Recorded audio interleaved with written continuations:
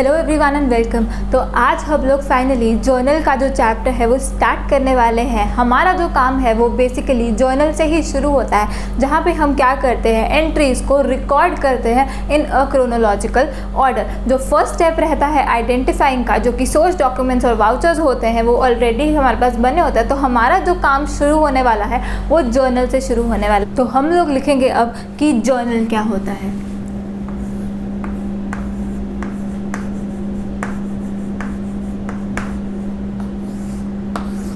तो इसमें सबसे पहले तो हम जर्नल होता क्या है वो ही लिखेंगे। It is a book of prime slash original slash primary entry where transactions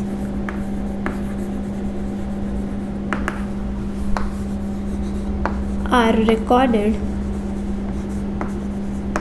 in a chronological order। तो अब सबसे पहली चीज़ ये क्या है, ये जर्नल क्या है, एक बुक है। अब बुक पहले क्या होता था, पहले मैनुअल सिस्टम होता था, तो प्रॉपर मोटे मोटे रजिस्टर्स बनते थे जिसको हम जर्नल बोलते थे। अब तो सब कुछ जो है इलेक्ट्रॉनिक फॉर्म में हो चुका, लेकिन अभी भी हम जर्नल की डेफिनेशन में क्या कहते हैं, इट इज़ अ बुक। मतलब आप कह सकते हो ये एक रिकॉर्ड है किस चीज़ ऑफ प्राइम, ओरिजिनल या प्राइमरी एंट्री। तीनों भी वर्ड्स क्या सिग्निफाई कर रहे हैं कि सबसे पहले जो ट्रांजैक्शन है वो यहाँ पर रिकॉर्ड होती है। ओरिजिनल एंट्री सबसे पहले यहीं पर होगी। प्राइम एंट्री या प्राइमरी एंट्री ये भी यही चीज़ सिग्निफाई कर रहे हैं कि जब भी कोई ट्रांजैक्शन होती है उसको सबसे पहले कहाँ पर रिकॉर्ड करते हैं, उसको हम जर्नल में रिकॉर्ड करते हैं। और किस ऑर्डर में रिकॉर्ड करते हैं हम उन ट्रांजैक्शंस को, क्रोनोलॉजिकल ऑर्डर में हम उस ट्रांजैक्शंस को रिकॉर्ड करते हैं। मतलब कि date wise, time wise, as and when they occur. तो जर्नल का मतलब हमने ऑलरेडी पहले से सीखा हुआ है कि जर्नल क्या है, ये वो बुक है जहाँ पर सारी ट्रांजैक्शंस क्या, कोई भी चीज़ जो कि हमारी फाइनेंशियल परफॉर्मेंस या फिर हमारी फाइनेंशियल पोजीशन को क्या कर रही है, अफेक्ट कर रही है, उन्हें हम क्या बोलते हैं, ट्रांजैक्शंस बोलते हैं, जो कि हमें ऑलरेडी पता है। तो सारी ट्रांजैक्शंस जहाँ पर क्रोनोलॉजिकल ऑर्डर में जैसे जैसे वो अकर हुई वैसे वैसे उन्हें हमने रिकॉर्ड कर लिया, उसको हम क्या बोलते हैं, जर्नल बोलते हैं। तो अब जर्नल में हम लोग करने क्या वाले हैं, जर्नल में हम लोग रिकॉर्ड करने के लिए एंट्रीज डालने वाले हैं। जर्नल एंट्रीज बोलते हैं इनको, जो कि क्या सिग्निफाई करते हैं, ये वो चीज़ बताती है जो उस ट्रांजैक्शन में हुई थी, क्या हुआ था, क्या चीज़ बढ़ी थी, क्या चीज़ कम हुई थी। तो इस जर्नल एंट्री से हमें सारे जो फाइनेंशियल इफेक्ट्स रहते हैं उस ट्रांजैक्शन के वो पता चल जाते हैं। कैसे पता चलते हैं वो अभी देखेंगे। तो सबसे पहले हम लोग जो फर्स्ट अप्रोच है जर्नल एंट्रीज डालने की, जिसको ट्रेडिशनल अप्रोच बोलते हैं, वो स्टार्ट करने वाले हैं। अब यहाँ पर मैं फिर से ये चीज़ बता दूँ कि हम ट्रेडिशनल मेथड फॉलो नहीं करेंगे, पर क्योंकि सिलेबस में हम इसको सीखेंगे ज़रूर, पर हम लोग फॉलो करेंगे मॉडर्न मेथड। तो सभी से रिक्वेस्ट है कि जो लोग भी ट्रेडिशनल मेथड फॉलो कर रहे हैं, आप सभी लोग मॉडर्न मेथड पे शिफ्ट कर जाए, क्योंकि ट्रेडिशनल मेथड आगे चल के आपको बहुत ज़्यादा प्रॉब्लम देखा, आपको अंडरस्टैंडिंग नहीं सेट बैठेगी कि क्यों कोई चीज़ डेबिट होती है और क्यों कोई चीज़ क्रेडिट होती है। तो हम लोग अभी स्टार्ट करते हैं लेकिन ट्रेडिशनल अप्रोच। तो हम लोग अब सीखेंगे rules of debit and credit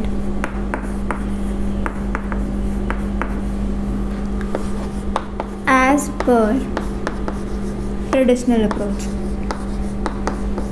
traditional approach को हम इंग्लिश अप्रोच भी बोलते हैं और ये चीज़ हमने ऑलरेडी पढ़ ली थी।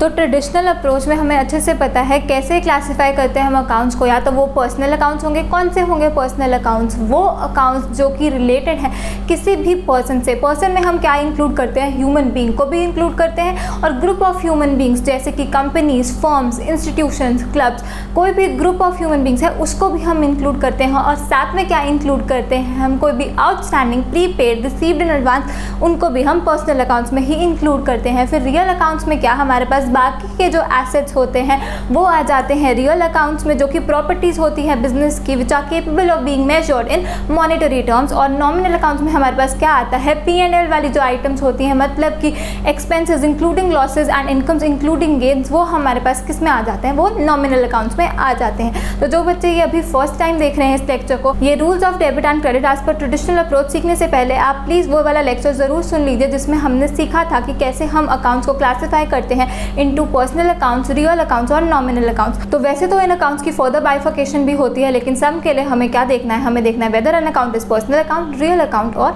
Nominal account. तो स्टार्ट करते हैं हम लोग। सबसे पहले हम रूल सीखेंगे पर्सनल अकाउंट्स के लिए।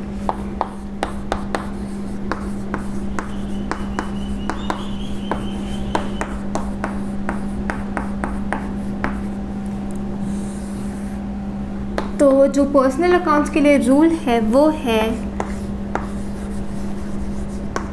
डेबिट द रिसीवर और क्रेडिट द गिवर।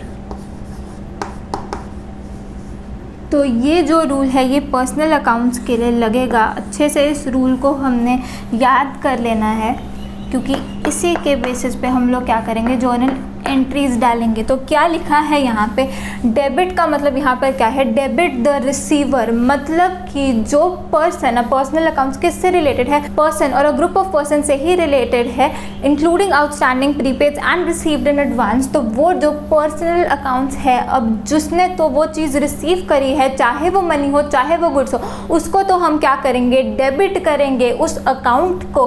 और फिर क्या लिखा है, क्रेडिट द गिवर, जिसने वो मनी या गुड्स दे दिए वो भी एक पर्सन है, तो उसको हम लोग क्या करेंगे, क्रेडिट करेंगे। ये जो चीज़ है ये अच्छे से समझ में आएगी एक एग्जाम्पल के थ्रू। तो अब हम लोग असल में सीखते हैं कि वो एंट्री डलेगी कैसे। तो एग्जाम्पल है, एक ट्रांजैक्शन दी हुई है हमें, जो हम अकाउंटिंग इक्वेशन ऑलरेडी देख चुके हैं। Started business by depositing into bank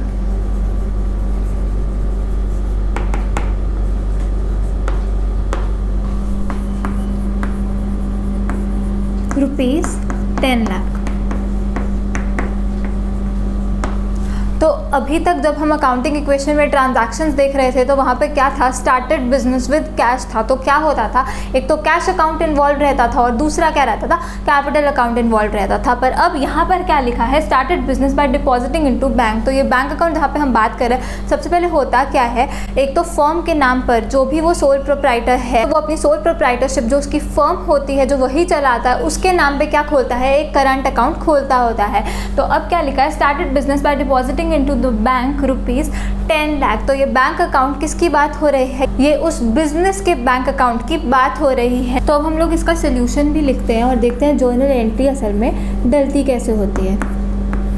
तो अकाउंटिंग इक्वेशन में हम लोगों ने देखा था क्या था, 3 स्टेप्स रहते थे जब कोई भी हमें ट्रांजैक्शन दी हुई थी अकाउंटिंग इक्वेशन में। क्या स्टेप्स थे वो, फर्स्ट स्टेप में हम लोग क्या करते थे, हम आइडेंटिफाई करते थे कौन कौन से जो अकाउंट्स है वो इन्वॉल्व रहते हैं। सेकेंड स्टेप में हम क्या करते थे, हम देखते थे कि उनका नेचर क्या है, मतलब कि क्या वो एसेट है, लायबिलिटी है, इनकम है, एक्सपेंस है कि कैपिटल है। और लास्ट चीज़ जो थर्ड स्टेप हमारा रहता था अकाउंटिंग इक्वेशन का, उसमें हम देखते थे इंक्रीज हुआ है कि डिक्रीज हुआ है। अगर तो इंक्रीज हुआ है तो प्लस कर देते हैं, डिक्रीज हुआ है तो माइनस कर देते थे। तो अब फर्स्ट स्टेप जर्नल के लिए क्या है, जब भी हमें जर्नल एंट्रीज डालनी है फर्स्ट स्टेप सेम रहने वाला है। क्यों, हमें सबसे पहले तो आइडेंटिफाई ही करने पड़ेंगे अकाउंट्स जो कि इन्वॉल्व हैं किसी भी ट्रांजैक्शन में। तो यहाँ पे मैं लिख रही हूँ स्टेप 1 आइडेंटिफिकेशन ऑफ अकाउंट्स।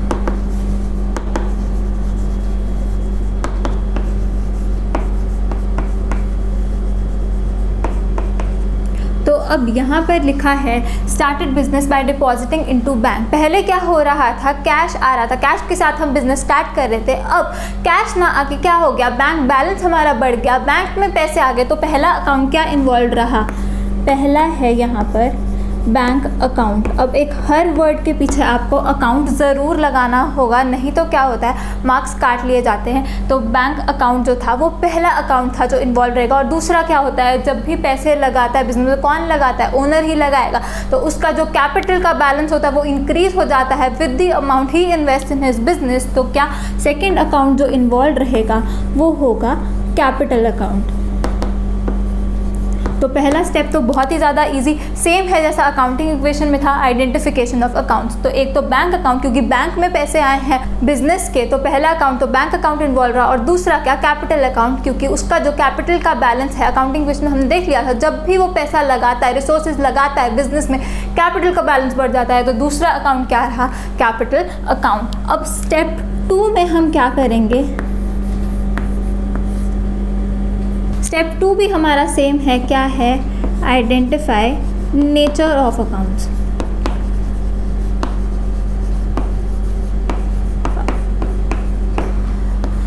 तो अब वहाँ पर हमने क्या करना होता, तो वहाँ तो हमने देखना होता क्या एसेट है, लायबिलिटी है, इनकम है, एक्सपेंस है कि कैपिटल है।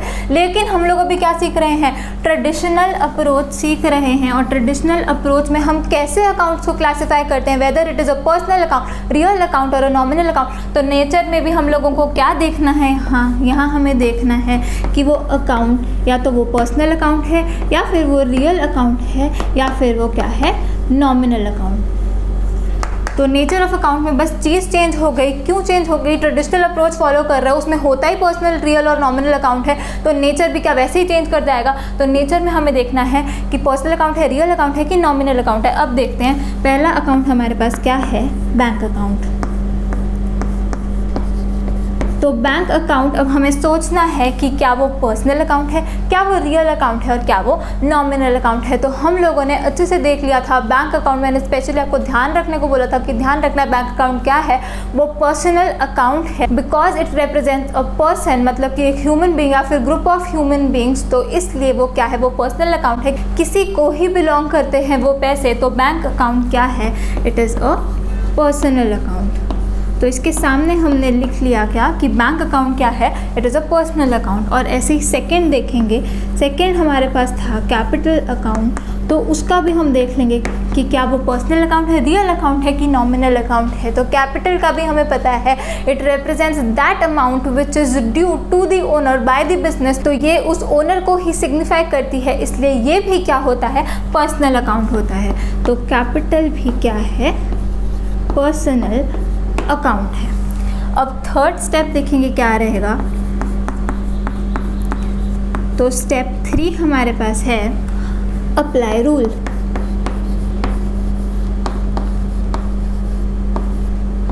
तो वहाँ पर तो क्या हमें इंक्रीज डिक्रीज देखना होता था, क्यों, क्योंकि हमें प्लस या माइनस करना होता था अकाउंटिंग इक्वेशन में। लेकिन यहाँ पे हम क्या करेंगे, रूल अप्लाई करेंगे। तो पर्सनल अकाउंट्स के लिए रूल क्या है, ये है डेबिट द रिसीवर और क्रेडिट द गिवर। अब बैंक अकाउंट क्या है, वो पर्सनल अकाउंट है, और कैपिटल अकाउंट भी क्या था, पर्सनल अकाउंट था। ये बाय चांस मैंने जानबूझ के ऐसा उठाया था कि दोनों ही, जिसमें पर्सनल अकाउंट्स ऑफ कर, क्या ये हमेशा सेम रहेगा कि जो भी अकाउंट्स इन्वॉल्व होंगे एक ट्रांजैक्शन में वो सेम होंगे, बिल्कुल भी नहीं, हमेशा अलग ही होंगे। बहुत कम केसेस होंगे जिसमें क्या होगा, दोनों अकाउंट्स जो रहेंगे वो सेम रहेंगे। तो अब हम लोग देखेंगे कि इसमें से कौन सा डेबिट होगा और कौन सा क्रेडिट होगा। तो वैसे तो इसी के सामने लिख सकते थे, पर मैं इसको फिर से लिख दूँ।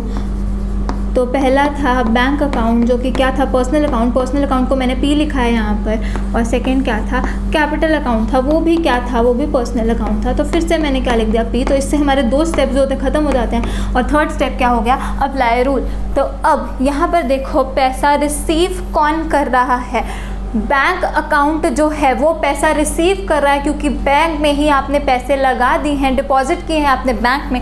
तो बैंक अकाउंट जो है आपका बढ़ जाएगा, उसके पास ही पैसे आ रहे हैं। तो bank account is the receiver, इसलिए बैंक अकाउंट रिसीवर है। तो उसको क्या करेंगे, यहाँ लिखा है डेबिट द रिसीवर, और रिसीवर कौन है, बैंक अकाउंट रिसीवर है। तो बैंक अकाउंट क्या होगा, ये होगा डेबिट। तो यहाँ पे हम लोग लिख देंगे DR डॉट। बैंक अकाउंट को हमने क्या करना है, हमने डेबिट करना है। और अब हम देखेंगे कैपिटल अकाउंट। कैपिटल अकाउंट भी क्या था, पर्सनल अकाउंट था। तो पर्सनल अकाउंट का रूल क्या है, debit the receiver credit the giver. अब देखते हैं ये रिसीवर है कि गिवर है। कैपिटल अकाउंट वो पैसा जो ओनर लगा रहा है, ओनर लगा रहा है पैसा, तो ओनर क्या है, वो गिवर है। ये कैपिटल अकाउंट उसी का होता है, उसी को सिग्निफाई करता है, इसलिए क्या capital account is the giver. तो क्या क्रेडिट द गिवर, तो ये क्या हो जाएगा, ये क्रेडिट हो जाएगा। तो इस ट्रांजैक्शन में क्या हुआ, कैपिटल अकाउंट क्रेडिट हो रहा है और बैंक अकाउंट क्या हो रहा है, डेबिट हो रहा है। और साथ में हम लोग अमाउंट भी लिख लेंगे, अभी तो सेम है।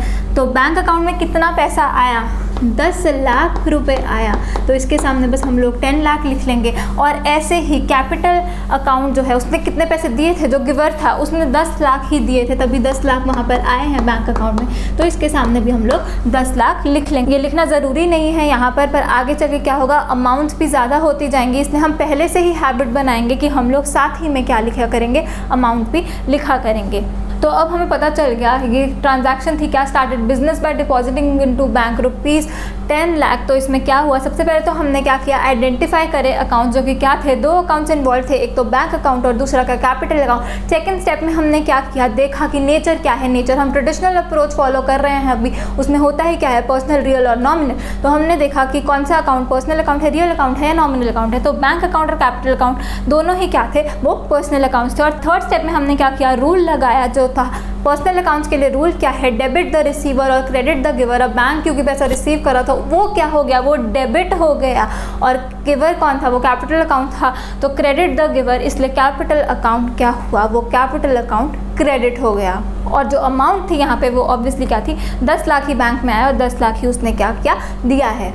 तो जर्नल एंट्री डालने के लिए हमें यही चीज़ पता करनी होती है, क्या चीज़ डेबिट करनी है और क्या चीज़ क्रेडिट करनी है, और उस चीज़ की अमाउंट क्या रहती है, वो चीज़ हमें ये 3 स्टेप्स लगाकर पता चल जाती है। और ये जो सारा था ये हम हमेशा वर्किंग नोट में बनाएंगे, ये हमारा फेयर सम का पार्ट नहीं होगा। और ये वर्किंग नोट आपको सिर्फ क्या है, स्टार्टिंग में ही बनाना पड़ेगा, बाद में आपको इतनी ज़्यादा प्रैक्टिस बन जाएगी, आपको ये कुछ भी नहीं बनाना पड़ेगा। आपको पता होगा कि क्या चीज़ डेबिट होनी है, क्या चीज़ क्रेडिट होनी है, और उसके अमाउंट भी आपको साफ साफ दिख रही होगी।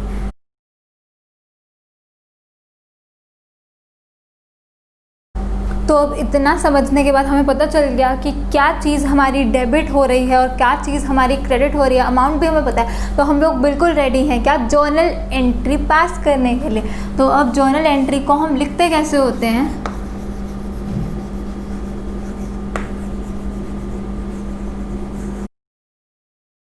तो जर्नल एंट्री लिखने का एक प्रॉपर वे है, उसी तरीके से हमने ये जो एंट्री होती है जिससे हमें पता चल जाए उस ट्रांजैक्शन में हो क्या रहा है, वो पता चल सके। तो कैसे लिखते हैं हम लोग, जो अकाउंट हमारा डेबिट हो रहा होता है उसको तो हम सबसे पहले लिखते हैं। तो बैंक अकाउंट हमारा डेबिट हो रहा था, तो सबसे पहले तो हम लिखेंगे बैंक अकाउंट। उसके बाद हम लोग क्या करते हैं, एक लाइन लगा देते हैं, ये बस एक तरीका है लिखने का, तो एक लाइन लगानी ज़रूरी है। उसके बाद क्या लिखते हैं, bank account debited. Bank account debit हुआ था तो उसको हम लोग कैसे लिखेंगे, पहले तो लिखेंगे उस अकाउंट का नाम, मतलब कि बैंक अकाउंट जो कि हमारे केस में डेबिट हो रहा है, एक लाइन लगाएंगे, फिर क्या लिखेंगे, डेबिट। डेबिट को कैसे सिग्निफाई करते हैं, DR डॉट से। और जो अकाउंट क्रेडिट हो रहा होता है वो उसके बाद लिखा जाता है। कैसे लिखते हैं उस क्रेडिट को, पहले तो जहाँ पर भी आप पहला अकाउंट लिख रहे हो जो कि डेबिट हो रहा है, उसके बाद क्या करोगे, कुछ स्पेस छोड़नी पड़ेगी और फिर लिखोगे 2। तो जो भी अकाउंट क्रेडिट हो रहा है उसके आगे ये वर्ड ज़रूर लिखना होता है जो कि क्या है, 2। ये बस एक फॉर्म है, लिखने का कोई मतलब नहीं है इसका, पर ऐसे ही लिखी जाती हैं जर्नल एंट्री। तो 2 हमारा क्या अकाउंट क्रेडिट हो रहा है, तो जो अकाउंट क्रेडिट हो रहा होता है वो 2 के बाद लिखा जाता है। तो कैपिटल अकाउंट हमारा क्रेडिट हो रहा था, डेबिट के आगे तो डेबिट लिखते हैं, पर क्रेडिट के आगे क्रेडिट नहीं लिखते होते। क्रेडिट से पहले हम क्या लिख देते होते हैं, 2 लिख देते होते हैं। और फिर हम लोग क्या करते हैं, जो अमाउंट होती है उस ट्रांजैक्शन की वो दोनों के सामने लिखनी होती है कि बैंक अकाउंट कितने से बढ़ा, वो तो यहाँ पर आएगा। तो 10 लाख रुपए कहाँ बैंक अकाउंट में आए थे, तो 10 लाख रुपए हमारे यहाँ पे जाएंगे। और जैसे ये ख़त्म होगा उसके बाद यहाँ पर भी 10 लाख रुपए आ जाएंगे। तो ये तरीका है क्या जर्नल एंट्री लिखने का। सबसे पहले तो जो अकाउंट डेबिट हो रहा है उसको लिखो, एक लाइन बनाओ, फिर क्या लिखो डेबिट। तो जो अकाउंट डेबिट होते हैं उनके आगे तो लाइन लगा के क्या हमेशा लिखना है, DR. हमेशा लिखना है और उनके सामने उनकी क्या करनी है, अमाउंट लिख देनी है। फिर जो अकाउंट क्रेडिट हो रहा होता है उसके सामने क्रेडिट नहीं लिखना होता। क्रेडिट जो अकाउंट्स हो रहे होते हैं उनके पहले क्या लगता है, टू लग जाता है। ये टू भी क्या यहीं से नहीं शुरू कर लेना कि बैंक के बिल्कुल नीचे ही आपने टू लिख दिया, नहीं, कुछ स्पेस आपको छोड़नी पड़ेगी और उसी के बाद हम लोग क्या करेंगे, क्रेडिट वाले अकाउंट्स लिखने स्टार्ट करेंगे, पहले उसके टू लगाएंगे ताकि हम थोड़ा सा सेपरेट कर सकें डेबिट और क्रेडिट वाले अकाउंट्स को। तो टू कैपिटल अकाउंट, तो इसको बोलते कैसे हैं, इसको बोलते हैं bank account debited to capital account. इस तरीके से हम लोग जर्नल एंट्रीज को बोला करेंगे। जो अकाउंट्स डेबिट हुआ करेंगे उसके आगे डेबिटेड लगाकर बोलेंगे और फिर टू कैपिटल अकाउंट। एक और चीज़ एंट्री के साथ में लिखनी होती है ब्रैकेट के अंदर, जिसको हम क्या बोलते हैं, नरेशन बोलते हैं, जो कि यहाँ पे नरेशन क्या बताएगी कि उस ट्रांजैक्शन में हुआ क्या है, उसको बस बताने के लिए अच्छे से। कोई अगर ये नहीं समझ पा रहा कि इसमें हुआ क्या है, bank account debited to capital account, हमें तो समझ आ रहा है कि बैंक में पैसे आए और जो कैपिटल का बैलेंस है वो भी क्या हो रहा है, बढ़ रहा है, लेकिन बाकी जो लेमैन है उसको नहीं समझ में आएगा। तो इसलिए हम लोग क्या करते हैं, कोई मुश्किल ट्रांजैक्शन भी हो जाती है आगे करके, तो उसको ट्रांजैक्शन को बस बताने के लिए सिंपल शब्दों में हम लोग क्या करेंगे, यहाँ नरेशन लिखेंगे। नरेशन कैसे लिखते हैं, being business started by depositing into bank. चाहो तो यहाँ पे अमाउंट लिख दो, चाहे तो नहीं लिखो, अभी के लिए हम यहाँ पर अमाउंट भी लिख देंगे। तो ऐसे ब्रैकेट के अंदर नरेशन आती है। नरेशन हमेशा बीइंग वर्ड से ही शुरू करनी है। ये इम्पॉर्टेंट है कि हमेशा नरेशन को ऐसे ही नहीं लिख देना। नरेशन हमेशा कैसे शुरू होगी, बीइंग वर्ड से शुरू होगी। तो being business started by depositing into bank, जहाँ पे भी नहीं समझ आए वैसे तो ये भी लिख सकते हो बीइंग बिजनेस स्टार्टेड, इतना भी बहुत है, पर क्यों रिस्क लेना, हम पूरा ही लिख देंगे। तो आसान तरीका क्या होता है, ये ट्रांजैक्शंस की नरेशन लिखने का, जो क्वेश्चन में लिखा है उसी को कॉपी कर दो। तो क्या करो, being business started by depositing into bank, जो यहाँ पर लिखा था वही हमने यहाँ पर लिख दिया, पर वैसे इसकी आप ये भी नरेशन लिख सकते हो, बीइंग बिजनेस स्टार्टेड। तो इस तरीके से क्या है, हम जर्नल एंट्रीज को लिखते हैं। इस पूरी चीज़ को हम क्या बोलते हैं, जर्नल एंट्री बोलते हैं, जो कि बता रही है कि इस ट्रांजैक्शन में क्या हुआ है, इस ट्रांजैक्शन ने क्या कर दिया। बैंक अकाउंट में हमारे पैसे आ गए हैं because it was the receiver, और कैपिटल अकाउंट का जो बैलेंस है वो भी क्या बढ़ गया है because it was the giver. जो मीनिंग होता है ट्रांजैक्शन का, वो ये वाली जो अप्रोच है, ट्रेडिशनल अप्रोच, इसको लगा के अच्छे से नहीं समझ में आता होता कि ट्रांजैक्शन में असल में हुआ क्या है। इसलिए हम लोग तो क्या मॉडर्न अप्रोच ही फॉलो करेंगे, पर हमें ये वाली अप्रोच भी आनी चाहिए ट्रेडिशनल अप्रोच के अकॉर्डिंग। तो bank account because it was the receiver, हमने उसको क्या किया, डेबिट, क्योंकि रूल क्या कहता है, डेबिट द रिसीवर। और ऐसे ही रूल क्या बोलता है, कैपिटल अकाउंट भी क्या था, पर्सनल अकाउंट था, पर्सनल अकाउंट का रूल क्या था, debit the receiver credit the giver. Because capital account was the giver, इसलिए हमने उसको क्या कर दिया, उसको हमने क्रेडिट किया। और लिखने का तरीका, जो अकाउंट डेबिट हो रहा है वो पहले आएगा, एक लाइन लगेगी, डेबिट लिखा जाएगा, और जो क्रेडिट हो रहा है उसके सामने टू लिखा जाएगा, पहले यहाँ पे कुछ स्पेस छोड़ी जाएगी और फिर जो क्रेडिट अकाउंट हो रहा है उसे लिखा जाएगा। और लास्ट में नरेशन लिखनी बिल्कुल भी नहीं भूलनी, क्योंकि अगर आप नरेशन नहीं लिखोगे आपके मार्क्स जो है वो काटे जाएंगे। तो नरेशन ज़रूर हमने लिखनी ही लिखनी है। और सामने क्या होगा, इनके जो कॉरस्पॉन्डिंग अमाउंट्स होगी वो इनके ही सामने लिखी जाएंगी। पहले डेबिट वाली अमाउंट लिखी जाएगी और उसके बाद क्या, क्रेडिट वाली अमाउंट लिखी जाएगी। जर्नल का फॉर्मेट अभी हम सीख लेंगे क्वेश्चन जब हम करेंगे, पर पहले हम लोग क्या सीखते हैं, हम रियल अकाउंट्स और नॉमिनल अकाउंट्स का भी रूल सीख लेंगे। और साथ ही में ये जो प्रोसेस होती है ये जर्नल एंट्रीज डालने की, इसको हम क्या बोलते हैं। जैसे हमने ये जर्नल एंट्री डाली तो इसको हम बोलते हैं जर्नलाइजिंग। मतलब कि आपने रिकॉर्ड जो है वो कर लिया, इस प्रोसेस को हम लोग बोलते हैं जर्नलाइजिंग। जब हम जर्नल में हम अपनी ट्रांजैक्शंस को रिकॉर्ड कर लेते हैं। तो सबसे पहले आप लोग इतना नोट कर लीजिए और फिर हम लोग आगे चलते हैं।